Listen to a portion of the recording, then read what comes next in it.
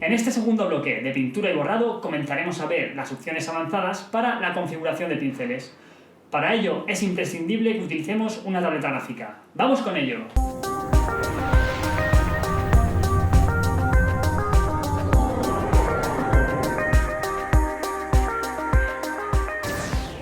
Si recordamos lo visto en la lección anterior, estos 4 valores determinarán la forma en que el pincel actúa sobre el lienzo. Pero si desplegamos esta pestaña, podemos acceder al panel de opciones avanzadas. Dentro de la pestaña general podemos observar 4 parámetros extra que no hemos visto en la barra anterior. Vamos a empezar con la forma. La forma establece el diámetro de la boquilla del pincel.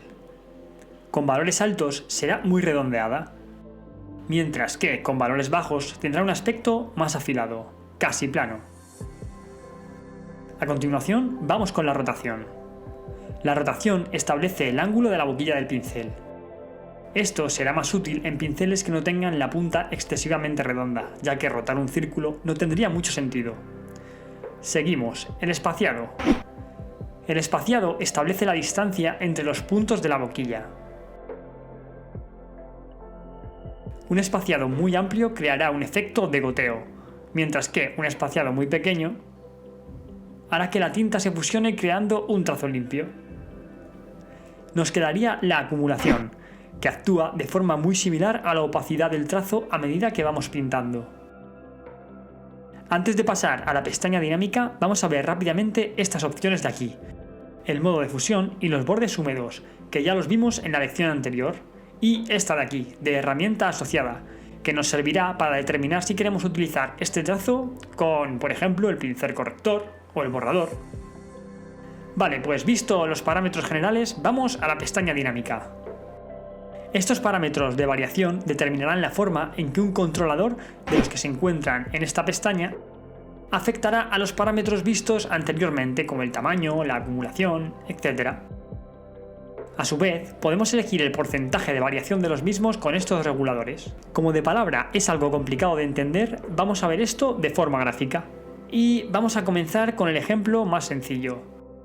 Este parámetro ya le vimos en la lección anterior. La única diferencia es que ahora podemos decirle en qué porcentaje queremos que varíe el trazo en función de la presión que aplicamos.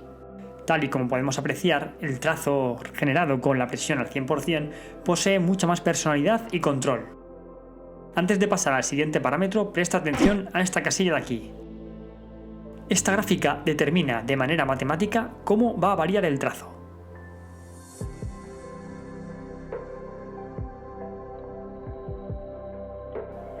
Podemos ver cómo, si modificamos los nodos, el trazo resultante poseerá una forma diferente. Estos parámetros también se pueden combinar. Por ejemplo, voy a combinar 2 variaciones: tamaño y acumulación, ambas controladas por presión. Ahora, si realizamos el trazo, vemos cómo tenemos control tanto del tamaño como de la opacidad en función de la presión que aplicamos con el lápiz óptico sobre la tableta.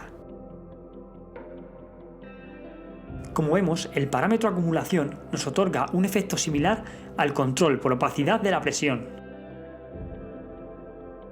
Veamos qué sucede si utilizamos como modificador la aleatoriedad tanto en el flujo como en la rotación. Vamos a utilizar una vez más diferentes valores y a ver qué sucede.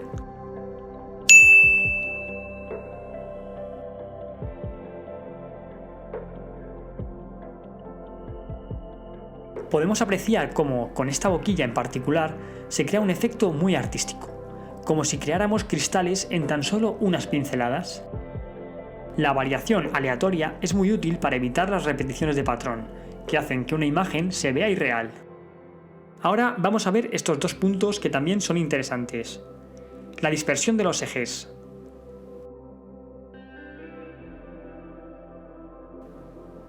Esto hace que los trazos se salgan de la supuesta línea recta sobre la que trazaríamos para dispersarse por los costados. Una vez más, la opción aleatoria funciona bastante bien en las composiciones o diseños que realicemos.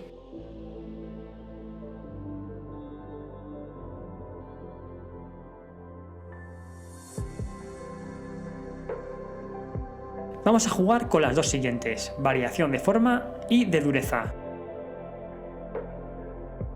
Como ya sabemos, a menor dureza, más difuminado estará el trazo. En este caso, la opción progresivo puede dar un efecto interesante, empezando de más difuminado y terminando en un contorno más duro. En cuanto a la variación de forma, funciona muy bien en modo aleatorio.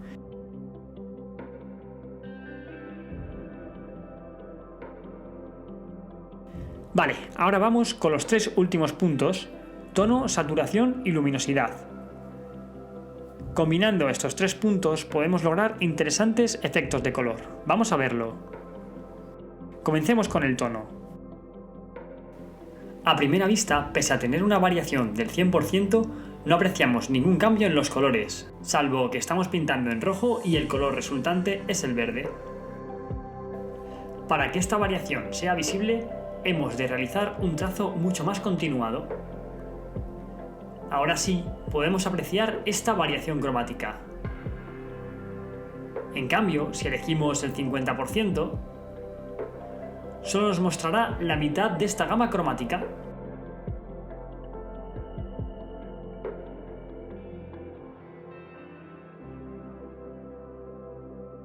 En el caso de la saturación, si solo jugamos con un color, de manera progresiva, no se apreciará mucho el cambio.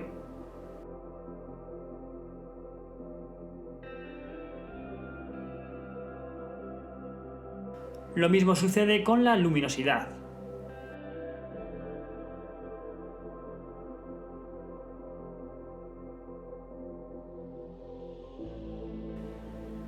Aunque combinando estos tres valores con un poco de imaginación, se pueden lograr formas realmente llamativas y coloridas como esta de aquí.